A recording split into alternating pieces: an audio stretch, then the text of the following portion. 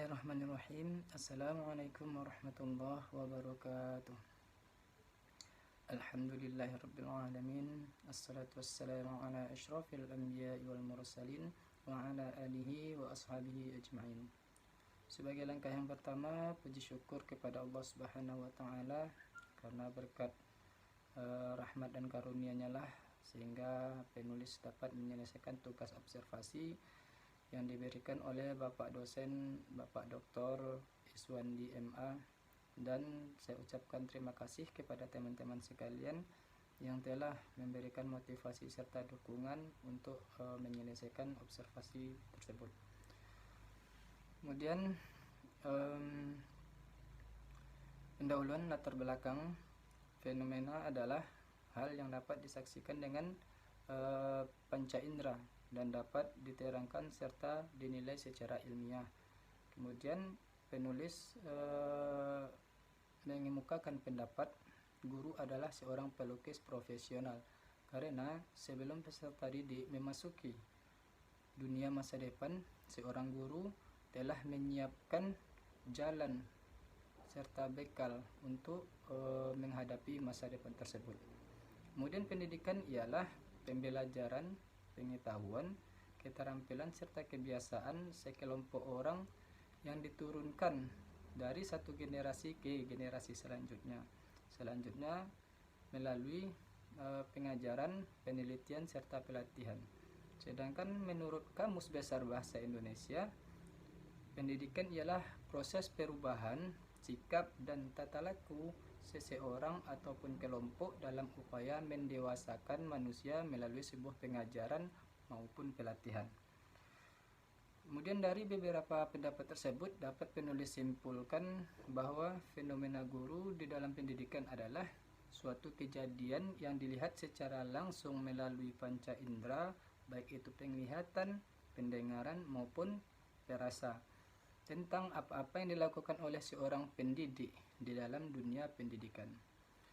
Kemudian dalam observasi ini adapun rumusan masalah yang pertama, fenomena guru dalam penerapan metode di Pondok Pesantren Darul Mursyidin.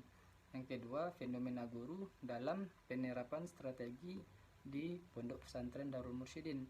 Yang ketiga, fenomena guru dalam menguasai materi di Pondok Pesantren Darul Mursyidin. Kemudian batasan masalah agar penyebaran atau pembahasan tidak terlalu meluas, maka menulis membatasi masalah yang hanya tertuju pada penerapan metode, strategi, dan penguasaan materi di Pondok Pesantren Darul Mursyidin. Kemudian tujuan dan kegunaan penulisan. Yang pertama itu tujuan penulisan untuk mengetahui metode apa saja yang digunakan oleh guru di Pondok Pesantren Darul Mursyidin.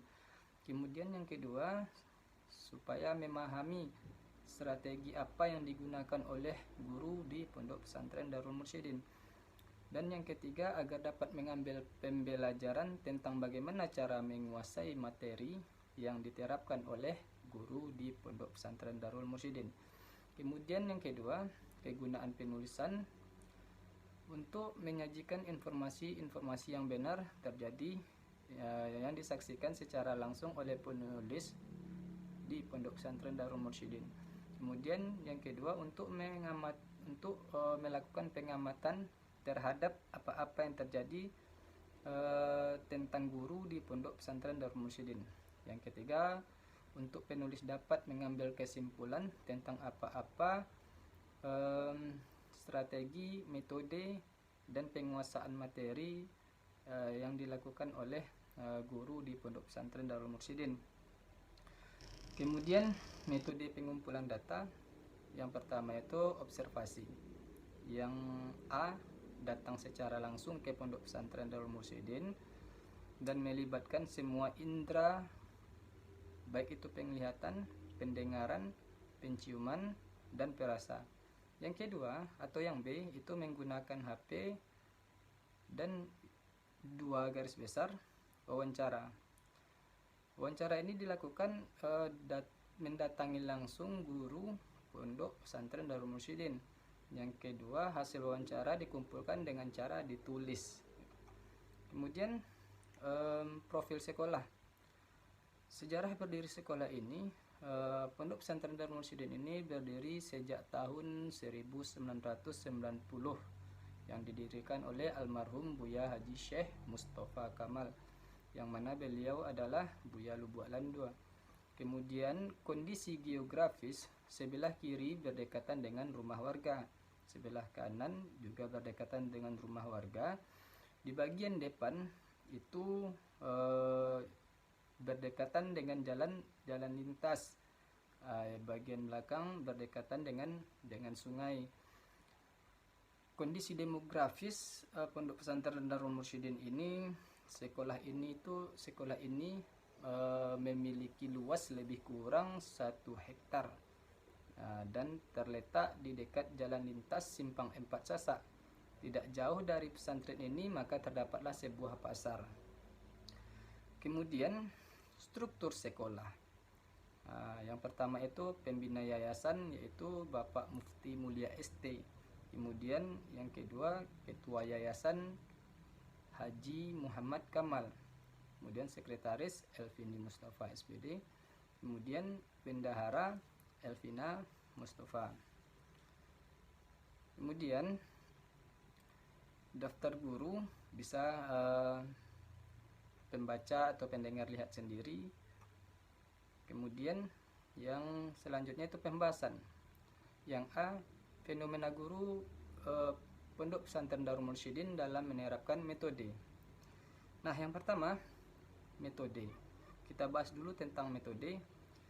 Yang A itu ada sebuah pendapat ahli, yaitu Titus.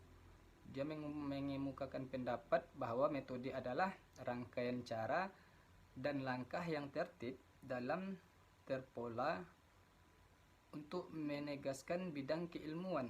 Kemudian yang kedua ada pendapat para ahli, yaitu Wiradi, bahwasanya dia mengemukakan pendapat metode adalah seperangkat langkah apa yang dikerjakan yang tersusun secara sistematis.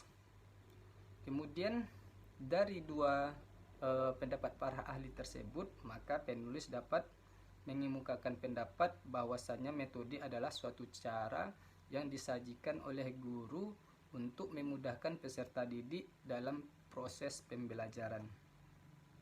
Kemudian yang kedua, metode yang digunakan oleh guru di Pondok Pesantren Darul Mursyidin.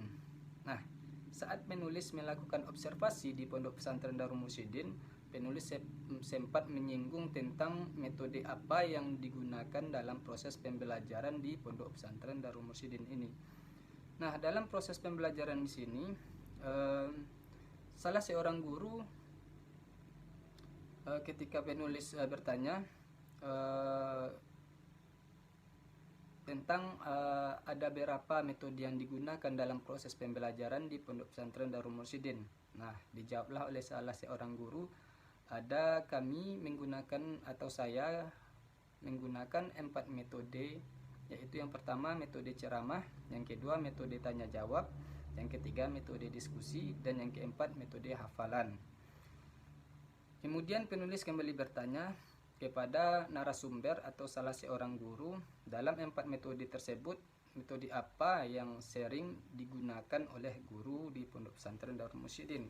Kemudian narasumber kembali menjawab, yaitu metode yang sering digunakan, kalau saya pribadi, kata narasumber, itu lebih cenderung menggunakan metode ceramah.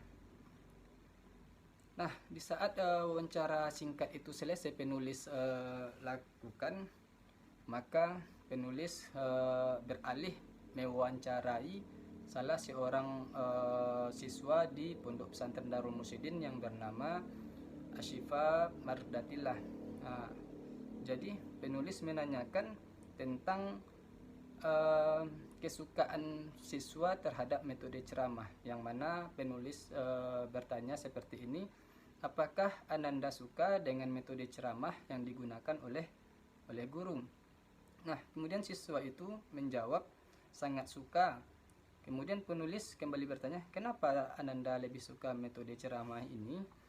Kemudian siswa itu menjawab, karena selain bercerita, saya juga mendapat mengambil ilmu yang disampaikan oleh guru. Nah, dari hasil wawancara yang singkat antara penulis dengan siswa tersebut, dapat penulis simpulkan bahwa penerapan metode dalam proses pembelajaran sangatlah penting, karena dengan adanya metode dapat mempermudah proses pembelajaran yang dilakukan oleh seorang pendidik. Kemudian masuk di bagian B, strategi apa yang digunakan guru di Pondok Pesantren Darul Mursyidin. Yang pertama itu ada strategi. Di sini dalam hasil observasi penulis menuliskan beberapa pendapat para ahli tentang metode. Yang pertama itu ada Hilda Taba yang memukakan pendapatnya bahwasanya strategi pembelajaran adalah urutan atau pola perilaku guru untuk dapat mengakomodasikan semua variabel pembelajaran secara sadar dan sistematis. Kemudian dari pendapat para ahli tersebut, penulis juga mengemukakan pendapat bahwa strategi adalah suatu cara yang digunakan oleh guru demi mengupayakan proses pembelajaran. Di dalam kunjungan observasi, penulis sempat menanyakan tentang strategi apa yang digunakan oleh guru di Pondok Pesantren Darul Mursyidin. Nah, pertanyaan atau wawancara penulis dengan narasumber atau salah seorang guru. Yang pertama itu penulis bertanya, saat proses pembelajaran, strategi apakah yang ibu gunakan demi kelancaran proses pembelajaran? Kemudian guru tersebut menjawab, saya lebih sering menggunakan strategi inquiry. Kemudian penulis kembali bertanya, kenapa ibu lebih suka dengan metode inquiry? Kemudian guru itu menjawab, karena saya ingin peserta didik saya agar lebih aktif berpikir. Nah, dalam wawancara singkat tersebut dapat penulis ambil sebuah kesimpulan bahwasanya strategi itu dalam proses pembelajaran sangatlah diperlukan. Karena apa? Karena meningkatkan daya pikir serta mempermudah proses pembelajaran sehingga tercapainya suatu tujuan pembelajaran tersebut. Kemudian yang bagian C, penguasaan materi. Nah, penguasaan materi oleh guru di Pondok Pesantren Darul Mursyidin. Dalam hasil observasi, penulis kembali bertanya tentang penguasaan materi oleh salah seorang guru di Pondok Pesantren Darul Mursyidin, yang mana wawancara penulis antara penulis dan narasumber sebagai berikut. Penulis bertanya, sebelum melakukan pembelajaran, bagaimanakah langkah ibu dalam penguasaan materi? Kemudian narasumber menjawab, sebelum jam pembelajaran dimulai, saya mengkaji ulang dan mengkaji kembali materi apa yang akan saya sampaikan nanti di dalam lokal. Kemudian penulis kembali bertanya, apakah ibu pernah merasakan kegugupan saat menyampaikan materi? Kemudian narasumber atau guru menjawab, pernah. Terus saya bilang, kenapa alasan ibu kenapa sampai grogi saat penyampaian materi tersebut? Nah, narasumber menjawab, yang pertama itu karena pertama kali mengajar, yang kedua saya kurang menguasai metode maupun strategi, sehingga di saat pertama kali saya mengajar, kata ibu tersebut, terjadilah lokal yang tidak efektif, keributan siswa-siswa saya karena materi yang saya sampaikan tidak saya kuasai. Nah, dari sedikit hasil wawancara tersebut dapat penulis simpulkan bahwasanya seorang guru harus menguasai materi sebelum terjadinya proses pembelajaran, agar proses pembelajaran tersebut tidak menjadi monoton dan menjadi lebih akurat jika seorang guru menguasai materi pembelajaran tersebut. Dari pembahasan tersebut dapat disimpulkan bahwa perlunya metode yang digunakan oleh seorang guru dalam proses pembelajaran, perlunya strategi yang digunakan oleh seorang guru dalam pembelajaran, perlunya penguasaan materi agar tidak terjadi proses pembelajaran yang tidak akurat dan monoton. Kalau seorang guru tidak menguasai itu materi, maka proses pembelajaran tidak menjadi akurat dan efisien.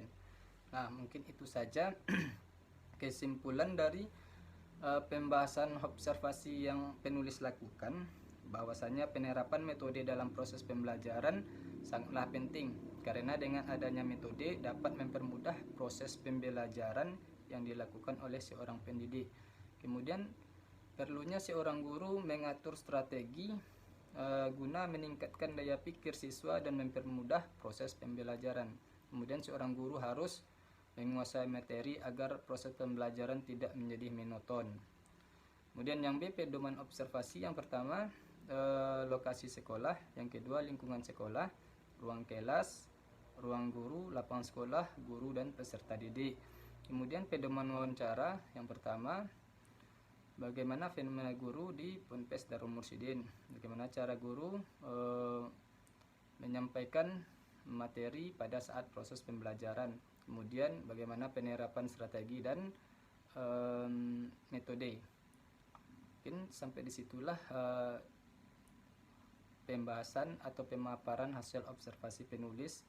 Kalau ada kesalahan dalam penyampaian maupun kekhilafan, kekurangan, penulis mohon maaf. Penulis sudahi dengan Assalamualaikum warahmatullahi wabarakatuh.